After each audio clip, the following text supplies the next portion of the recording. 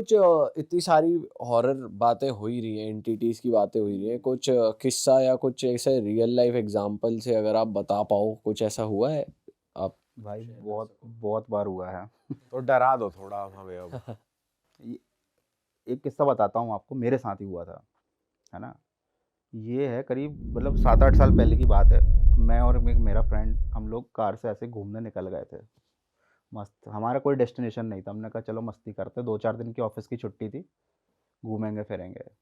तो यहाँ मैं भोपाल में रहता हूँ, तो हम गंज बासौदा साइड गए थे। अब वहाँ से क्या हुआ, रात को लौट रहे थे, रात को 1 बज गए थे करीब।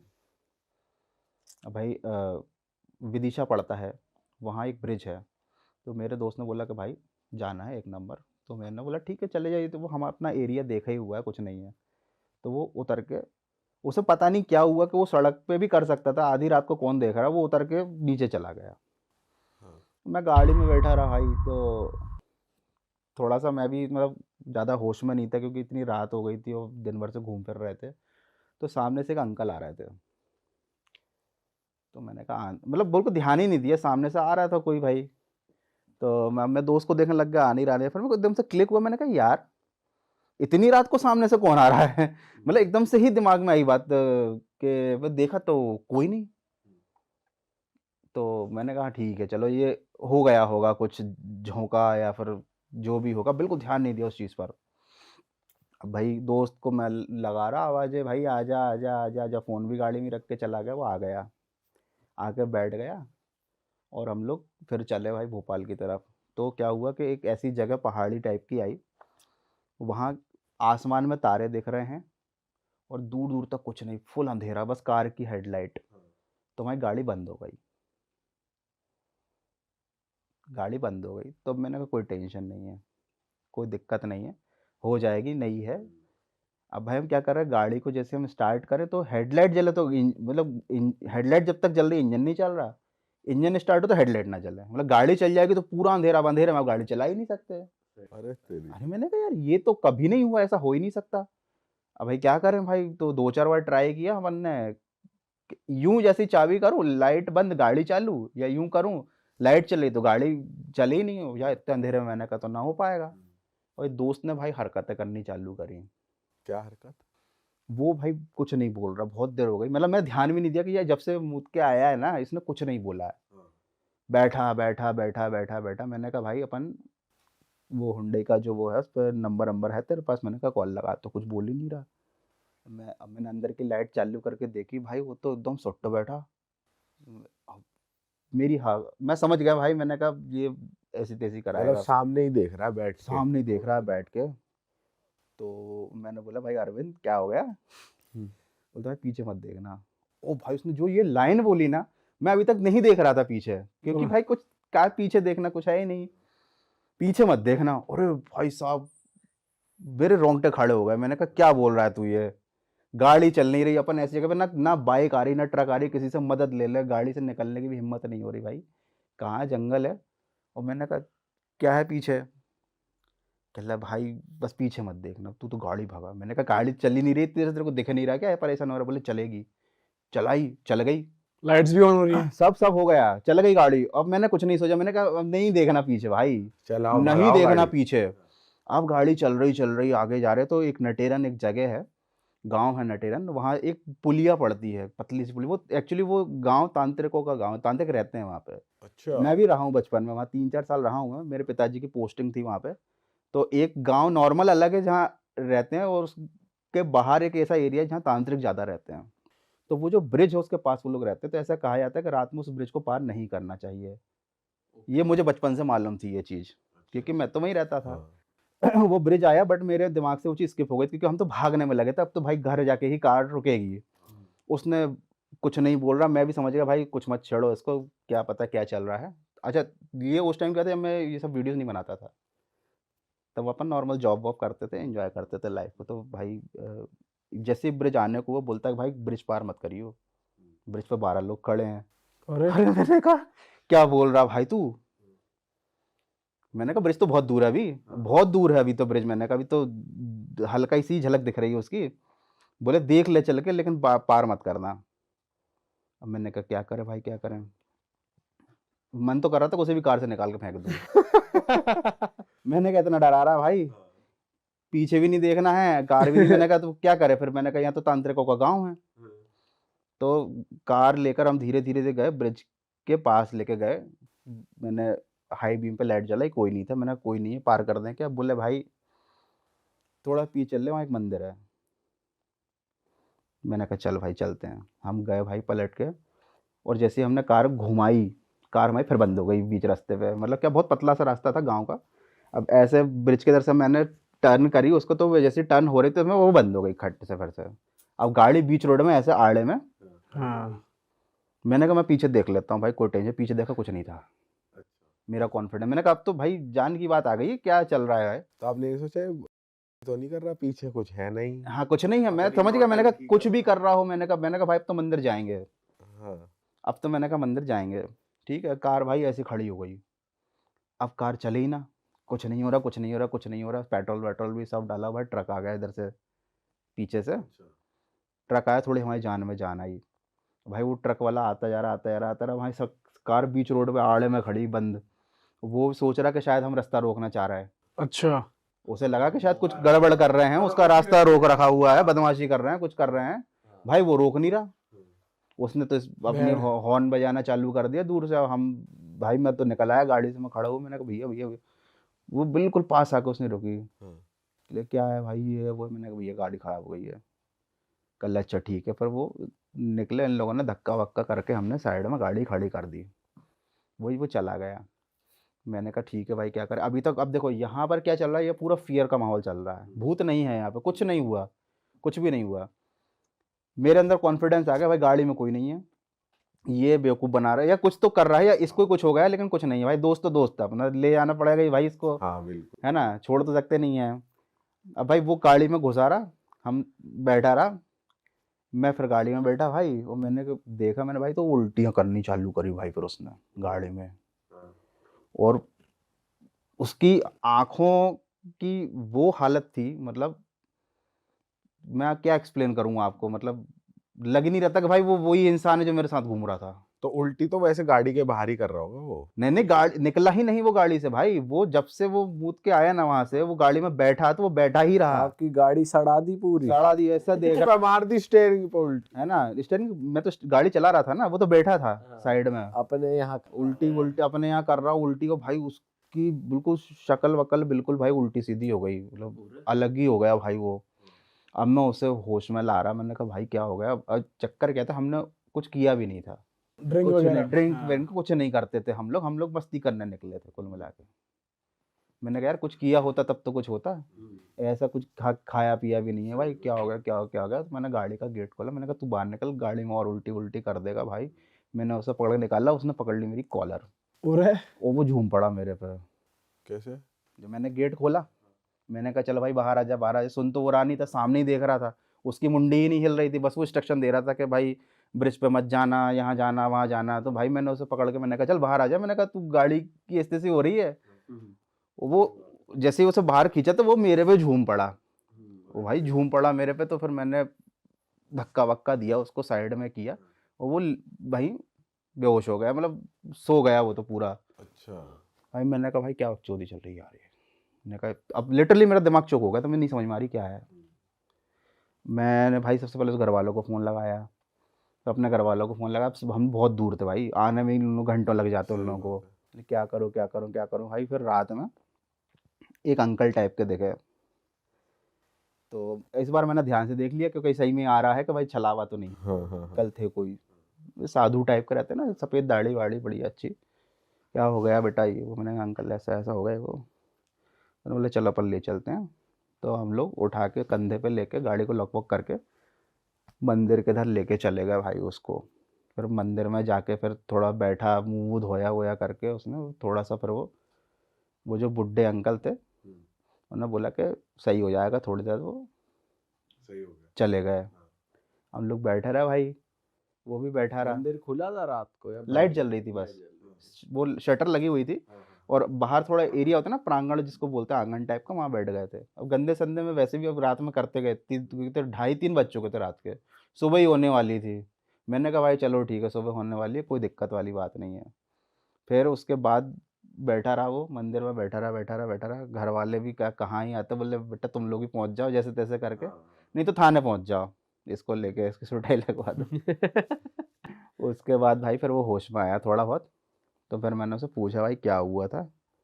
तो कहने लगा भाई मैं जब बाथरूम करने गया था ना, तो एक अंकल आए पीछे से सफ़ेद कुर्ते पजामे में। भाई मेरा दिमाग घूम गया।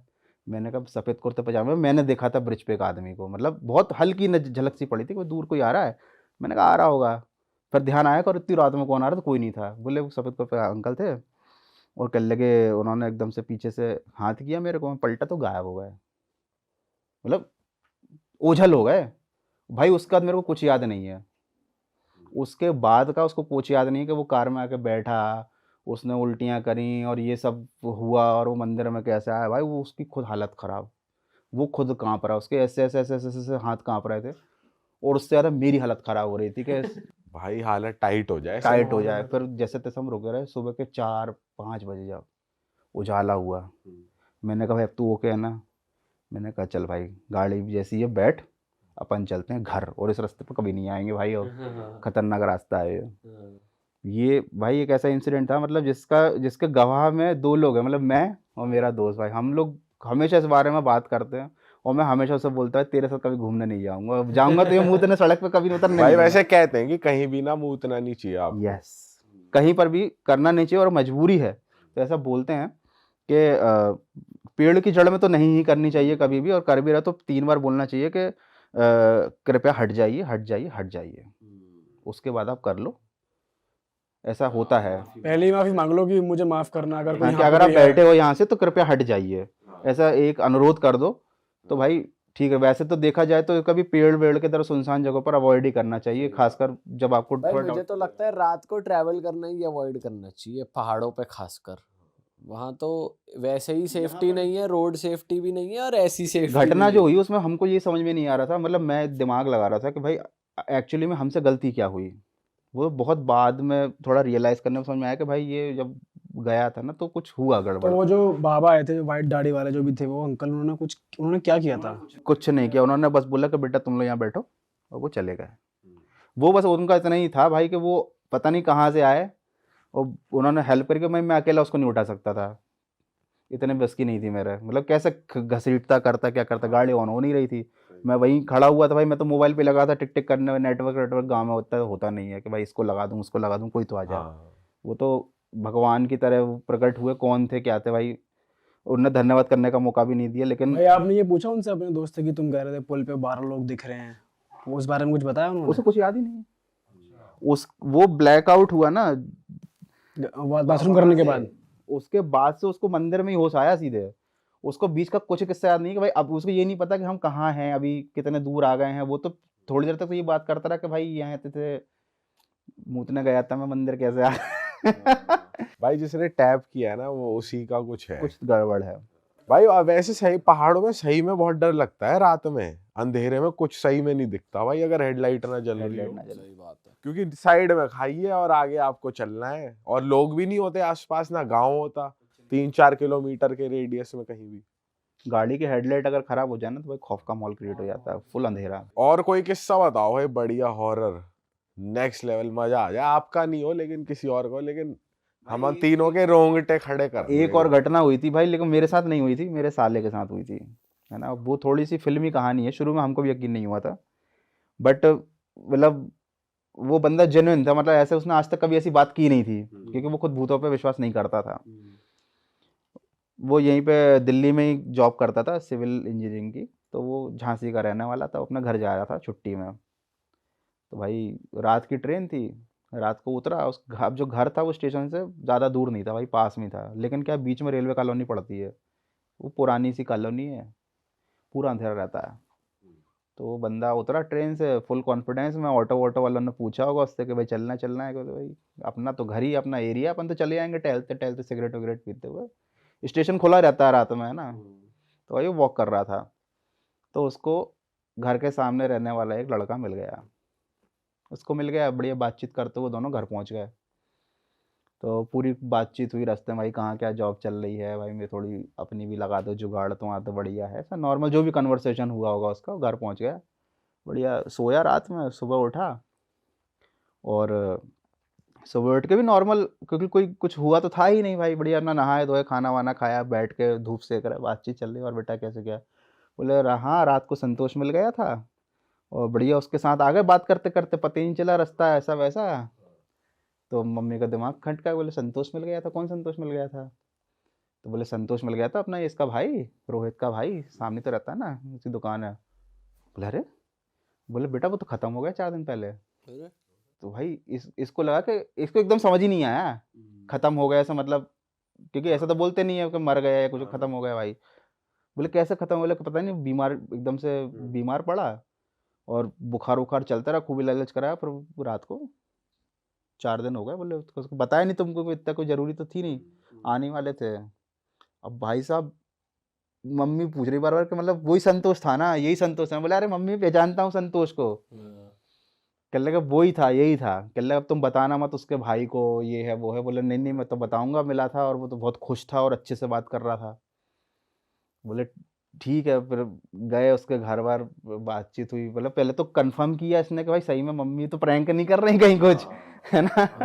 पर कंफर्म, हाँ वो तो भाई घर में वही माहौल चल रहा था, 13वीं होने वाली थी, 4-5 दिन पहले का ही तो केस था। वो तो पूरा गया, तो कह लगे भाई क्या क्या, अरे आ गए तुम, कह ले वो तो। भाई वैसे कहते हैं कि 13 दिन तक आत्मा भटकती है एक इंसान की जो मरा है रिसेंटली, पर भाई अलग ही सीन है इवन भाई। ऐसे एक हमारे बहुत करीबी रिलेटिव थे, बहुत बूढ़े थे, उनकी हुई थी डेथ। उनकी बहुत ख़राब तरीके से डेथ हुई थी। उनका थोड़ा हार्ट का इशू था, तो हॉस्पिटल वालों ने कुछ गड़बड़ किया था, ठीक से उनका वो नहीं किया था ऑपरेट, तो उसकी वजह से उनकी मतलब बहुत बुरी हालत हो गई थी मरने से पहले। मैं देखने गया था हॉस्पिटल में, तो मैं देख के मतलब मेरी रूह काँप गई थी कि यार एक इंसान के शरीर की ये हालत हो सकती है। पीछे पूरे फफोले पड़ गए थे बॉडी के, उठ ही नहीं सकता आदमी, नहा नहीं सकता, पीछे पूरा कीचड़ कीचड़ टाइप से, इस टाइप का। तो फिर उनकी डेथ हो गई जब, तो सब कुछ कर कर के हम भी उसी घर पे थे। तो अब ऐसा बोलते हैं कि जिसकी डेथ होती है वो रात को अपने घर आखिरी बार आता ज़रूर है। ये बात अभी मैंने बोल दी, लेकिन उस टाइम हमारे दिमाग में नहीं आई थी। तो रात को सब लोग सो रहे थे, बहुत सारे लोग थे घर में, सब लोग ऐसे ही बिछा के चटाई वटाई एक बड़े से हॉल में सो रहे थे। तो रात में एकदम से उनकी लड़की का जो बच्चा था उसको किसी ने धक्का मारा, बिस्तर पे लेटा था, उसको धक्का मारा तो वो फेंका गया बेड से। अब ये बिल्कुल सामने की घटना बता रहा हूँ मैं आपको, है ना। वो फेंका गया तो वो एकदम से उठा कि मुझे बेड से किसने फेंक दिया उठा के, और इधर से जो उनकी जो लड़की थी वो चीख के उठी कि पापा आ गए, पापा आ गए। और बाकी सब भी एक साथ उठे। अब सबके साथ अलग अलग इंसिडेंट हुआ है, तो सबकी जब नींद खुली ना एकदम से, तो बाकी बोल रहे कि बहुत तेज धमाका हुआ, कुछ हुआ यहाँ पे। हम सब ने धमाका सुना बहुत तेज, कोई आया एकदम से ऐसे झोंका सा हुआ कुछ। एक बोल रहे कि नहीं नहीं पापा आ गए, पापा आ गए। पापा बोल रहे कि हाथ पकड़ रहे, इधर से उन्हें कोई खींच रहा है, अरे एक सपने में। और इधर से वो लड़का बोल रहा कि बेटा तुम, बोले मुझे तो किसी ने धक्का दिया, फेंका गया बेड से मैं। वो भाई 15-20 लोग उस हॉल में, आदमी औरत बच्चे बुजुर्ग, सबकी एक साथ नींद खुली, सबके अलग एक्सपीरियंस। अच्छा फिर समझ गए भाई के लगता है कि कोई मतलब वो क्योंकि आए, दरवाजा खोल के रखते हैं उस टाइम, ऐसा कुछ चलता है, मतलब बंदे नहीं करते कि भाई आएंगे आके चले जाएंगे, जो भी रहता है सिस्टम। तो और हम लोग सब छत पे, जितने भी दामाद थे उनके, इस टाइप से चल रहा था। तो हम सब जग रहे थे, मतलब हम लोग सोए नहीं थे, हम तो वो छत पे ही थे। हमने कहा भाई, तो एकदम से चीखने चिल्लाने की आवाज़, एकदम से दरवाजा वगैरह खुले, खट पट चीखने चिल्लाने। नीचे आकर देखा क्या हुआ क्या हुआ, तो बोले ये हुआ। बताओ। आपको नहीं फील हुआ कुछ छत पे? नहीं, किसी को फील नहीं हुआ। देखो ये एक रिलेशन वाली बात होती है, ऑरा वाली बात होती है, और जो उस टाइम आत्मा आती है वो कुछ फील कराने नहीं आती, वो अपने अलग उनका जो भी चलता है ना। बट अगर कोई मुझसे पूछे कि भाई तुम क्या भूतों पर विश्वास करते हो, तो अब अगर मैं सीधी एक लाइन में बोलूँ कि हाँ भाई करता हूँ, तो लोग बोलेंगे नहीं अंधविश्वास ही है। जबकि अंधविश्वास के 2 पहलू होते हैं। अगर आप भूतों पर विश्वास नहीं करके केवल साइंस पे विश्वास करते हो, ये भी अंधविश्वास है। किसी एक सिक्के के पहलू को ही देखते रहना ही अंधविश्वास है। चाहे आप बिल्कुल साइंस पपेट बन जाओ, या बिल्कुल ही आप टोने टोटके में घुस जाओ कि भाई नहीं बात। दवाई भी नहीं खरीदनी हमको, तो और हर चीज़ के पीछे भूत ही है, ये भी नहीं है। आप बैलेंस लेके चलना पड़ता है आपको। हाँ, आप दोनों चीज़ों की रिस्पेक्ट करो कि भाई होती है, खिलवाड़ नहीं करना, खिलवाड़ नहीं करना। अपना आराम से जीवन जियो, उनका अलग अलग दुनिया है, ना उन्हें बुलाओ, ना उनसे पंगा लो, और जो थोड़े बहुत रूल्स आपको मालूम हैं वो फॉलो करो आप, सो दैट कि आप सेफ रहो। रिचुअल से ये कहना चाह रहे हैं, मतलब अगर कोई वीजा बोर्ड कर रहा है तो उसको उसके स्टेप्स पता है और सही तरीका पता है बुलाने का। तो मे बी तो आ सकती है। आ सकती है, आ सकती है। अच्छा। इसका एक किस्सा बताता हूँ कि वीजी बोर्ड का जब कमर्शलाइजेशन नहीं हुआ था तो बहुत कम लोगों को इसके बारे में मालूम था। तो जैसे अपने यहाँ अभी टैरो कार्ड रीडर्स होते हैं जो भाई कार्ड्स रीड करके बताते हैं फ्यूचर, इस टाइप से कुछ लोग होते थे जो वीजी बोर्ड से आत्माओं को बुलाकर सवालों के जवाब देते थे। अच्छा। हाँ, इंडिया में नहीं, फॉरेन में चलता था, यूएस में ही हुआ था इसका इन्वेंशन। तो थोड़ी इसकी इन्वेंशन की ही बात करते हैं, थोड़ी इसकी बैकग्राउंड स्टोरी थोड़ी बताओ। interesting है इसकी उईजा कहानी। बोर्ड के ये आया कहाँ से, किसने बनाया, कौन, मतलब ये तो पता, नाम वाम तो हो ना हो, लेकिन हुआ कैसे, थोड़ा बताओ। एक बिजनेसमैन था भाई यूएस का, उसके बिजनेस की चल रही थी बहुत फटेहाल हालत, ठीक है। और वो गया एक लेडी के पास जो वीजी बोर्ड से उसके सवालों के जवाब देती थी। सबसे अच्छा। पहले तो ये हुआ था, कमर्शलाइजेशन की बता रहा हूँ मैं आपको कहानी। ये हमारे आसपास आजकल मिलने लग गए ना, वीजी बोर्ड इतने फेमस हो गए, उसके पीछे की क्या कहानी है। तो भाई उसके सवालों के जब सही जवाब मिलते थे तो उसको हुई ग्रीड, उसका दिमाग घूमा कि भाई मैं डायरेक्ट ये काम करता हूँ। तो उसने वीजी बोर्ड को अच्छे से चलाना, आत्मा को बुलाना सीखा, प्रैक्टिस करी उस चीज़ की। बहुत टाइम लगा उसको, लेकिन उसने उस चीज़ में सक्सेसफुल हो गया वो, कि उसने बुला ली। और उसके बाद उसको वो आत्मा जो भी इंस्ट्रक्शंस देती थी कि भाई इन्वेस्टमेंट करना चाहिए, नहीं करना चाहिए, ये करो, वो सब वो करता जा रहा था। और उसका अच्छा खासा, मतलब वो पूरी कंगाली से निकल के करोड़पति बन गया था। अच्छा। ठीक। अब उस आत्मा ने इसको बोला कि भाई मतलब इसने सोचा कि ये इतनी बढ़िया चीज़ है तो मैं इसको भी बेचता हूँ, वीजी बोर्ड का ही प्रोडक्शन चालू करता हूँ। ठीक है। बताओ। हाँ। मतलब इतनी खतरनाक चीज़ दुनिया में फैलाना चाह रहा था। तो उसने जब वीजी बोर्ड का यूज़ कर रहा था लास्ट टाइम जब भी उसने किया, तो उसको एक जवाब मिला कि वो आत्मा उससे गुस्सा हो गई, जो भी थी वो आत्मा थी, एक थी या अनेक थी पता नहीं। तो ये उसका जो स्ट्राइकर होता है जो, वो सवाल का जवाब देना बंद कर देता है और फिर वो अपने आप मूव करता है। वो फिर वो बताता है जो बताना चाहता है, आपके सवालों का जवाब नहीं देता। तो जब इसके मन में ऐसा ख्याल आया कि भाई इसका कमर्शलाइजेशन करते हैं, तब वो आत्मा उससे नाराज़ हो गई और उसने उससे बोला कि भाई अब तुम्हारी मौत आने वाली है, या तो तुम खुद मर जाओ। अच्छा, मतलब उसके हाथ में नहीं रही अब चीजें, अब हाँ, अब वो चीज़ें हाथ से निकल चुकी हैं। क्या है कि कोई भी चीज़ हमारी दुनिया में आती है तो वो धीरे-धीरे एनर्जी को एब्ज़ॉर्ब करके वो भी पावरफुल बन जाती है। जब वो नई-नई आती है तो वो थोड़ी-सी वीक होती है। तो भाई उस बंदे को फिर फाइनली जिस बिल्डिंग को उसने खड़ा किया था वीजी बोर्ड से पैसे कमा के, उसी की छत से जाकर फिर उसने अपनी लाइफ़ ख़त्म कर दी थी। सुसाइड कर लिया। सुसाइड कर ली थी। और ये जो इंसिडेंट हुआ उसके बाद से लोगों ने ये कहानी इतनी फेमस हुई कि वीजी बोर्ड का यूज़, उसकी डिमांड बढ़ गई। सबको लगने लग गया यूएस में कि भाई वीजी बोर्ड चलाओ, आत्मा को बुलाओ, करोड़पति बन जाओ। जान की कोई फ़िक्र नहीं है। वैसे ही भाई गरीबी से मरना है, इससे अच्छा भाई आत्मा को बुलाओ। तो ये ऐसा बिज़नेस बन गया कि भाई पहले यूएस में फेमस हुआ, फिर ऑल ओवर द वर्ल्ड, अभी तो इंडिया में भी मिल जाता है टॉय स्टोर पे। बट वो चीज़ अलग है। देखो, आपको टॉय कोई गन मिल गई, आपको नहीं आती चलानी तो वो एक खिलौना है, लेकिन अगर आपको उसका गलत यूज़ करना आता है तो आप उससे बड़े-बड़े क्राइम कर सकते हो। आपको यूज़ करना आता है सर ऊर्जा बोर्ड? कभी खेला आपने? देखो, मैंने देखा तो है बट इन सब चीज़ों से मैं खिलवाड़ करना बिल्कुल पसंद नहीं करता, क्योंकि जब हमको मालूम है कि आग से जल सकते हो, तो उनसे बिल्कुल मज़ाक नहीं। बिल्कुल। तो सर चलो, ये तो वीजा बोर्ड की बात हुई। कई गेम्स ऐसे हैं, ब्लडी मैरी, या जो बच्चे हॉस्टलों में प्रैक्टिस करते हैं, इसके भी तरीके बताए हुए हैं। तो इससे रिलेटेड कोई बात आपके पास नॉलेज हो कि क्यों वो दिखती है 3 बजे, या इसके पीछे की साइंस है, कुछ कुछ बताओ इसके बारे में। भाई देखो, सबसे ज़्यादा फेमस इंडिया में है ब्लडी मैरी। ब्लडी मैरी जो रिचुअल है, उसमें आपको कोई डिवाइस नहीं चाहिए, कुछ नहीं चाहिए। रात को 3 बजे आपको बाथरूम में जाना है, एक कैंडल की लाइट में काँच के सामने खड़े होना है और 3 बार उसका नाम बुलाना है। उसके बाद ऐसा बताया जाता है कि वो ब्लडी मैरी जो है वो आपको शीशे में दिखाई देगी। या तो आपका ही चेहरा विकृत हो जाएगा या फिर आपको कुछ ऐसी चीज़ दिखाई देगी, राइट? अब यहाँ पर आपको कुछ मिलेगा नहीं, आप बस उसको फन के लिए खेल रहे हो कि एक्सपीरियंस के मैं लिए। एक्सपीरियंस के लिए, डेयरिंग दिखाने के मतलब लिए कि क्वेश्चन हाँ, आंसर नहीं होंगे नहीं कोई उससे, क्वेश्चन बस आंसर वो नहीं, झलक दिखा के चली जाएगी। चली जाएगी। यहाँ पर लोग इस गेम को क्यों खेलते हैं?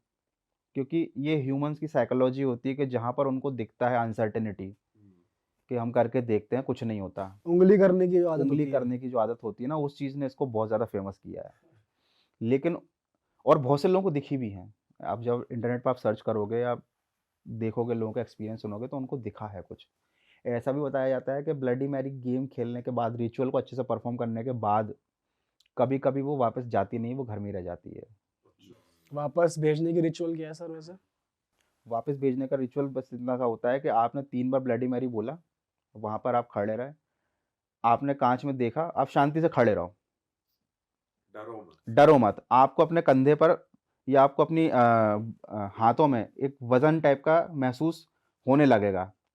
आप खड़े रहो आराम से, जैसे ही आपको लगेगा सब हल्का हो गया है, कंधे पर कुछ नहीं है, हाथ में कुछ नहीं है, तो आप धीरे से आप बाथरूम से बाहर आ जाओ, आप लाइट ऑन कर सकते हो, वो चली जाएगी। और रह गई तो फिर तुम्हारी बैंड बजेगी। रह गई तो फिर बैंड बजेगी, लेकिन उसके पीछे एक बहुत अ, अलग टाइप की स्टोरी भी है, मैं आपको बताता हूँ, उसके पीछे एक रीज़न है। क्या होता है कि फॉर एग्ज़ाम्पल रात को 3 बजे आपको ब्लडी मैरी गेम खेलना है, तो पहले तो आप रात को 3 बजे तक जागोगे। रोज़ कोई इंसान जो जागता है उसकी बात नहीं कर रहे हैं। मैं रात को 3 बजे तक जागा, मुझे नींद आ रही है, ठीक है? मुझे मालूम है कि मैं एक आत्मा को बुलाने वाला हूँ जो शीशे में मुझे दिखेगी। अब मैं गया, बाथरूम का गेट बंद किया, अंधेरे बाथरूम में कैंडल जलाई, सोचो क्या एनवायरनमेंट क्रिएट होता होगा। एकदम शांत भी होता है रात के 3 बजे। रात को 3 बजे कितना खौफ का माहौल होता होगा, और उसके बाद आप उसका नाम ले रहे हो। हाँ। नाम लेके आप उसको बुला के काँच में आपको लगातार देखते रहना है, जब तक आपको वो दिखाई ना दे जाए। ये आप नॉर्मल भी कभी करके देखना। दिन के टाइम में आप शीशे में अगर 5 मिनट तक खुद की शक्ल को देखते रहोगे ना भाई, तो आपको कुछ ना कुछ इल्यूज़न दिखेगा। लगातार आप अपनी शक्ल को ही देखते रहोगे ना, तो आपको कुछ ना कुछ तो ऐसा दिखेगा आपको, एकदम से क्या बोलते हैं उसको, भ्रम जिसको बोलते हैं, भ्रम होता है। और जब लाइट नहीं है, कैंडल लाइट में आपके चेहरे पर वैसी शैडो नीचे से पड़ रही है, आपका चेहरा डरावना दिख रहा है। आप लगातार खुद को देख रहे हो, नींद में हो, आपकी नींद पूरी नहीं हुई है, और आपके दिमाग में बात भी डाल दी गई है कि कोई आएगा। कि कोई आएगा। सोचो हल्की-सी भी आहट हो गई, हवा चलने से कोई चीज़ गिर गई, वॉशरूम में कुछ भी हुआ, तो आप तो यही मानोगे कि हाँ, ब्लडी मैरी आ कोई गई है। हाँ, हाँ, हाँ। है ना? अब एक बार आपके दिमाग में ये बात आ गई कि ब्लडी मैरी आ गई है, तो आपके पास ऐसा कोई पक्का तरीका नहीं है कि आप उसे वापस भेज पाओ। बुलाने के तो इतने स्टेप बता दिए हैं, वापस भेजने का क्या है? शांति से खड़े रहो, ऑब्ज़र्व करो, महसूस करो। सोचो किसी इंसान की ज़िंदगी पे कितना बुरा फ़र्क पड़ेगा, असर पड़ेगा, अगर उसे ये पता चल जाए कि मैंने आत्मा को बुला लिया, जबकि कुछ नहीं बुलाया। वो एक रानी का नाम था ब्लडी मैरी। ब्लडी मैरी रानी जो थी ना, उसने राज्य प्राप्त करने के लिए इतने लोगों को मरवाया था कि उसका नाम ही लोगों ने ब्लडी मैरी रख दिया था। ठीक? और तब से मतलब ये चला आ रहा है कि भाई ब्लडी मैरी बहुत ही क्रूर होती है। वो एक रानी का नाम था, वो कोई चुड़ैल नहीं थी, लेकिन रिचुअल बना दिया ब्लडी मैरी। अब रात में कोई बच्चा अगर खेल रही है ये चीज़, सोचो उसकी साइकोलॉजिकल स्टेटस क्या होगा। सेम एक और गेम है बाथ गेम, उसमें भी यही फंडा चलता है। उसमें आपको रात में बाथटब में जाना है, नहाना है, वापस निकलना है, और ऐसा बताया जाता है कि आपके पीछे-पीछे आत्मा आ जाएगी और पूरे 1 दिन आपके साथ रहेगी, और अगले दिन वो आप उसे वापस भेज दोगे। आपको अगर बता दिया जाए कि भाई आत्मा अब मेरे साथ घूम रही है 1 दिन तक, कुछ भी अनहोनी होती है, कुछ भी कोइंसिडेंस ऐसा होता है भाई, आदमी पागल हो जाएगा। सही बात है। वो किसको बताएगा? कोई इसकी बात का यकीन नहीं आदमी तो करेगा। यही सोचता रह जाएगा गई के नहीं गई। जब आई नहीं, आई ही उसके दिमाग में हो, तो जाएगी भी उसके मुझे दिमाग एक से ही। ईमेल आया था अभी कल परसों रात को, एक लड़का था, वो बोलता है कि मेरे रूम में एक शक्ति है, और ऐसा बचपने टाइप की बातें कर रहा था। वो मेरी एनर्जी ले रही है, ये है, वो है। तो मैंने उसे बोला, मैंने कहा भाई ये सब फालतू चीज़ों पे मत कर, पढ़ाई पे ध्यान दे, अपना पॉजिटिव एनवायरनमेंट में रह, कुछ नहीं होता। बोलता नहीं, नहीं वो एक जिन्न है, ये है, वो है। और तो मैंने कहा भाई तुम्हारा नाम क्या है? उसका नाम सलीम ऐसा कुछ नाम था, भूल गया मैं। तो मैंने बोला भाई तो तुझे लग रहा है अगर ऐसा कुछ है तो अपने पेरेंट्स से बात कर, पेरेंट्स को बता प्रॉब्लम क्या है तेरी। मैंने कहा यार पेरेंट्स से अच्छा गाइड कौन कर सकता है? तो उसने मुझे वो बात बताई, बोले एक्चुअली मुझे पेरेंट्स ने ही बताया है कि तुम्हारे साथ जिन्न है।